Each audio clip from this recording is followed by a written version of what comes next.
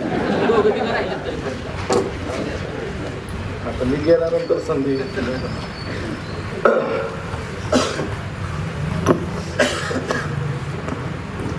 तडसर जिल्हा परिषद गटातील जिल्हा परिषद पंचायत समितीच्या निवडणुकीच्या निमित्ताने जी प्रचार सभा आज तडसर गावामध्ये आयोजित केलेली, या प्रचार सभेसाठी उपस्थित असणारे जिल्हा परिषद गटाचे काँग्रेस पक्षाचे उमेदवार सौभाग्यवती वैशाली संभाजी मुळी, पंचायत समिती गणाचे काँग्रेस पक्षाचे उमेदवार आपल्या गावचे सुपुत्र सन्मान्य रणजित प्रतापराव पवार, या गावातील ज्येष्ठ नेते, तालुक्यातील आमचे एक मार्गदर्शक आदरणीय व्यंकटराव पवार आप्पा, इथं उपस्थित असणारे सन्मान्य माजी सरपंच हनुमंतराव पवार, या ठिकाणी उपस्थित माजी सरपंच सूरजराव पवार, सौभाग्यवती रंजना माळी आपल्या गावच्या सरपंच, सौभाग्यवती शीतल शेळके माननीय उपसरपंच, या ठिकाणी सुनीलरावजी पवार,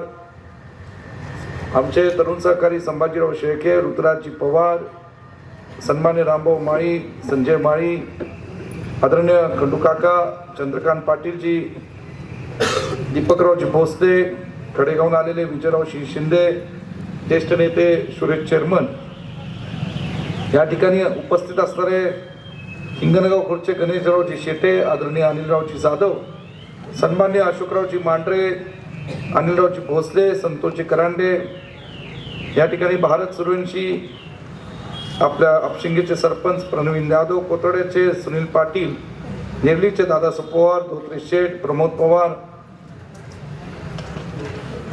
आणखी नाव आहेत का तालुक्यातील आणि या जिल्हा परिषद गटातील सर्व नेतेगण, ही नावं महत्वाचीच आहेत, कारण गेल्या अनेक दिवसांपासून वर्षापासून ही सगळीजण आपापल्या परीने आपापल्या गावात समाजकारणात राजकारणात सक्रिय असणारी मंडळी, चे मान राखणं महत्वाचं आहे. उपस्थित सर्व माता भगिनी, मोठ्या संख्येने उपस्थित असणारे आमचे या गणातील तरुण कार्यकर्ते आणि बंधू भगिनींनो, मला पुढे शाळगावची सभा आहे आणि पुन्हा हिंगणगावची एक शेवटची सभा आहे. माझ्या आधीच्या वक्त्यांनी आपल्या भावना व्यक्त केलेल्या आहेत आणि माझ्या नंतरही कदाचित काही लोक बोलतील, किंबहुना माझ्यामुळं ज्यांना बोलायची संधी मिळाली नाही, मी त्यांची मनापासून दिलगिरी व्यक्त करतो. बऱ्याच वक्त्यांनी वेगवेगळ्या मुद्द्यांवर आपलं मनोगत व्यक्त केलं आणि खरं जिल्हा परिषद पंचायत समितीच्या निवडणुकीचं महत्त्व हे आपल्या सर्व लोकांच्या समोर मांडलं. 7 तारखेला जिल्हा परिषद पंचायत समितीचं मतदान होत असताना पुन्हा आपण आपल्या पंचायत समिती गणातनं जिल्हा परिषदचे पंचायत समितीचे उमेदवार सदस्य आणि जिल्हा परिषद गटातून आपले सदस्य निवडून देणार आहोत. 2017ला मागची जिल्हा परिषद पंचायत समितीची निवडणूक झाली आणि तदनंतर खरं 2022ला जिल्हा परिषद पंचायत समितीची निवडणूक व्हायला हवी होती. सन 2022 ते 26 महाराष्ट्रामध्ये जिल्हा परिषद पंचायत समितीच्या निवडणुका झाल्या नाहीत, पण केवळ जिल्हा परिषद पंचायत समिती नाही तर महाराष्ट्रातील महानगरपालिका असेल, नगरपालिका असेल, नगरपंचायती असेल, अशा महाराष्ट्रातल्या सर्व स्थानिक स्वराज्य संस्थेच्या निवडणुका या मागच्या 4 वर्षात झाल्या नाही आणि याच भाजप सरकारने, युती सरकारने सातत्याने या निवडणुका पुढे ढकलण्याचं काम केलं. सर्व स्थानिक स्वराज्य संस्थांमध्ये अधिकारी नेमले गेले आणि या अधिकाऱ्यांना प्रशासक म्हणून या ठिकाणी जबाबदारी दिली आणि प्रशासकाच्या माध्यमातून ही सगळे स्थानिक स्वराज्य संस्थांचा कामकाज आणि कारभार चालू होता. या प्रशासकाचा मालक कोण तर राज्य सरकारमधले भाजप पक्ष आणि भाजपचे नेते मंडळी आणि सरकार हे त्यांचं मालक.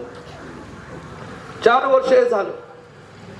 कशासाठी हे भाजप पक्षाने केलं तर खरं सांगायचं म्हटलं तर भाजप असा पक्ष आहे ज्याला जनतेतनं आणि लोकांमधनं निवडून आलेली माणसंच मुळात आवडत नाही. का तर जनतेतनं आणि लोकांमधनं जेव्हा ही माणसं निवडून येतात तेव्हा ते जनतेचा आवाज उठवतात.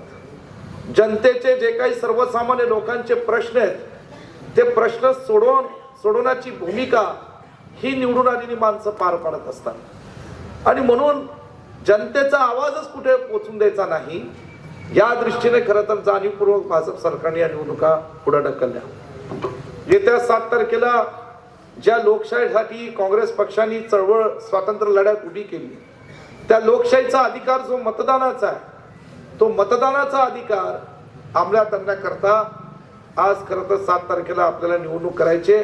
आपल्या विचाराचे आपल्या हक्काचे लोकांचे प्रश्न समजून घेणारे आणि लोकांच्या अडचणी सोडवणारे अशी आपल्याला पंचायत समितीचे सदस्य आणि जिल्हा परिषदचे सदस्य निवडून आणायचे.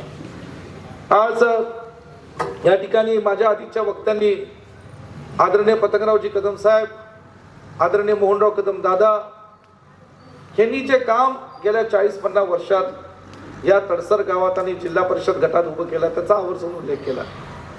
वास्तविक पाहता जी 40 वर्षापूर्वीची आपल्या मतदारसंघाची एक परिस्थिती होती ती परिस्थिती वेगळी होती. या संपूर्ण परिसरात दुष्काळ होता, शेतीला पाणी नव्हतं आणि दुष्काळाच्या परिस्थितीत आपली असंख्य लोक या अक्षरशः मुंबईमध्ये जाऊन जवळजवळ 1960-70च्या परिस्थितीत हे गिरणी कामगार म्हणून सुद्धा या तालुक्यातले लोक काम करत होते. अशा परिस्थितीत आपल्या या दुष्काळाच्या भागाला आधार देण्याचं काम हे स्वर्गीय पतंगरावजी कदम साहेबांनी केलं आणि म्हणून आपल्या सर्वांना सांगायचं की त्या परिस्थितीत साहेबांनी ताकारी टेंबूचं पाणी इथं कसं आणलं ह्याला इतिहास साक्ष. 85ला साहेब निवडून आले. मी मगाशी देवराष्ट्रातनं आलो. स्वर्गीय यशवंतराव चव्हाण साहेब आपल्या या कडेगाव तालुक्याचे सुपुत्र, देवराष्ट्राची जन्मभूमी, त्यांच्या आणि पतंगरावजी कदम साहेबांचे फार जिव्हाळ्याचे संबंध होते. यशवंतराव मोहितेच्या माध्यमातून पतंगरावजी कदम साहेबांनी यशवंतराव चव्हाण साहेबांबरोबर काम करण्याची त्यांना एक संधी मिळाली. चव्हाण साहेब महाराष्ट्राचे पहिले मुख्यमंत्री, देशाचे उपपंतप्रधान राहिले, परंतु ते सातत्याने कदम साहेबांना म्हणायचे की महाराष्ट्राची आणि देशाची जबाबदारी असल्यामुळे पतंगरावजी मी ह्या मतदारसंघाचा तालुक्यातला दुष्काळाचा प्रश्न म्हणावा तसं मिटू शकलो नाही आणि ही सहल त्यांच्यामध्ये होती.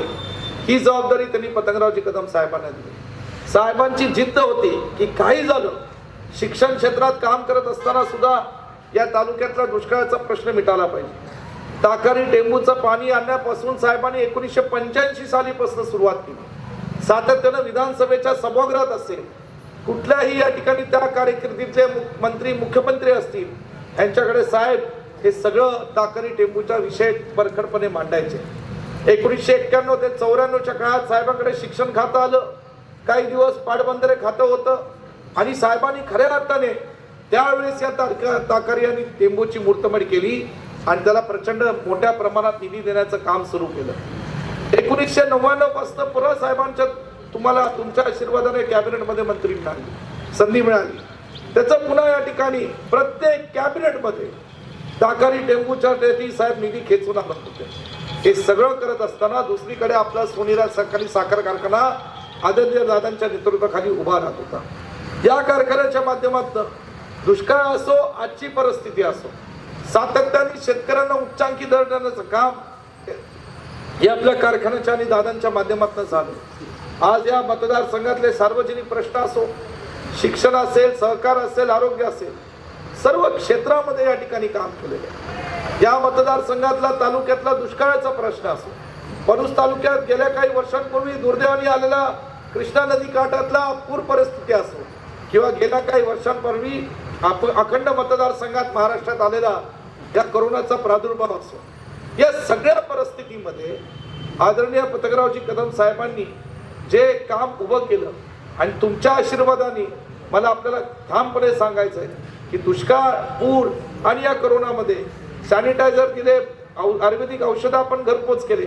या सगळ्या काळात लोकांमध्ये सिद्ध झालेले आहे की संकटाच्या काळात कोण जर लोकांबरोबर उभं राहत असेल तर ते पतंगरावजी कदम साहेबांचे विचाराचे कार्यकर्ते उभे राहतात, काँग्रेस पक्षाचे कार्यकर्ते उभे राहतात. आणि म्हणून आपल्या सर्वांना माझी नम्र विनंती आहे की या ठिकाणी आज येणाऱ्या दिवसांमध्ये ही जी निवडणूक होणार आहे एक विचाराची निवडणूक होणार आहे.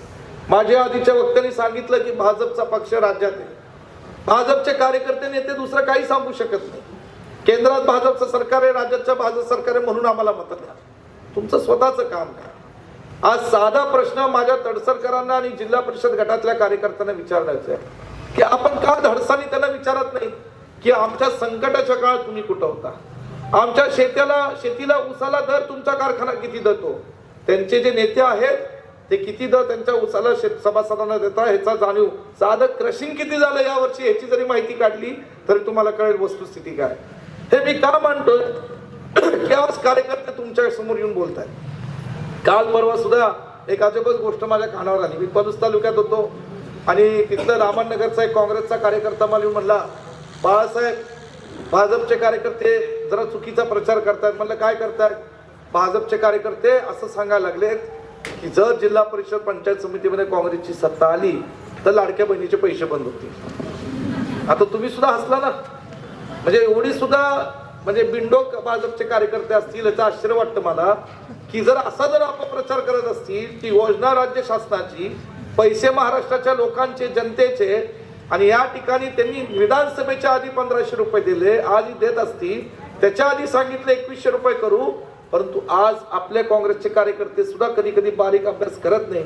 मी विधानसभेच्या सभागृहात आमदार म्हणून पाहतो, सभागृहातली मिळालेली माहिती अशी आहे की विधानसभेच्या निवडणुकीनंतर लाडक्या बहिणींच्या यादीमध्ये संपूर्ण महाराष्ट्रात सांगली जिल्ह्यासह पलूस कडेगावसह जवळजवळ 30% महिलांची कपात झाली.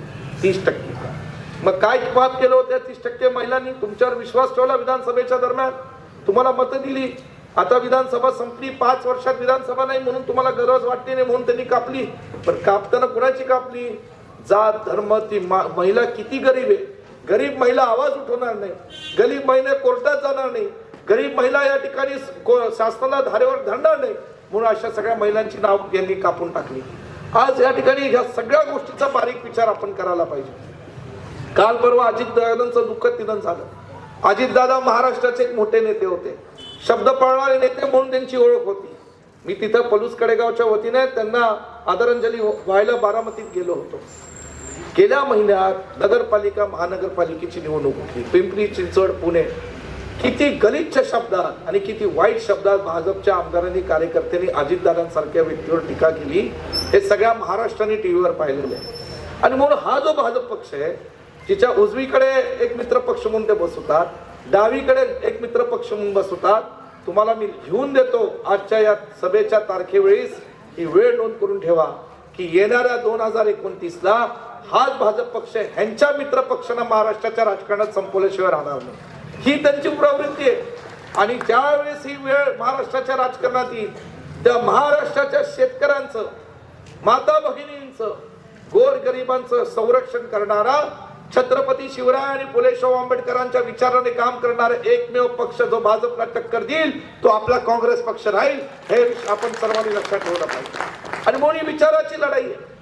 मतदारसंघ हा पतंगरावजी कदम साहेबांचा विचारायचा आहे, सांगली जिल्ह्याला महाराष्ट्राला दाखवायचा आहे. आज तालुका पंचायतीमध्ये आपली माणसं जाऊ शकली का? 4 वर्ष सर्वसामान्य माणूस तालुका पंचायत जिल्हा परिषदची पायरी चढू शकला का? चढू शकला नाही, कारण तिथं माणसंच नव्हती, प्रशासक होता. आज या ठिकाणी मला तुम्हा सगळ्या तडसरकरांना आणि तडसर जिल्हा परिषद गटातील लोकांना एक नम्र विनंती, आव्हान आहे की तुम्ही जेव्हा या ठिकाणी तडसर पंचायत समितीची पायरी चढाल तर तुम्हाला गर्व आणि अभिमान वाटला पाहिजे की आम्ही निवडून दिलेला रणजित पवार त्या ठिकाणी पंचायत समितीचा सदस्य म्हणून बसला. तसंच या ठिकाणी आज तुम्ही जेव्हा सांगली शहरात जाऊन जिल्हा परिषदची पायरी चढाल, आमच्या भगिनीला भेटाल, तर तुम्हाला सगळ्यांना गर्व आणि अभिमान वाटला पाहिजे की आम्ही निवडून दिलेली आमची भगिनी त्या ठिकाणी जिल्हा परिषदचे सदस्य म्हणून बसलेली आहे. या सगळ्या गोष्टींचा बारीक विचार करण्याची आवश्यकता आहे. मला लांब भाषण या ठिकाणी आपल्या समोर करायचं नाही, शाळगावला मोठी सभा आहे.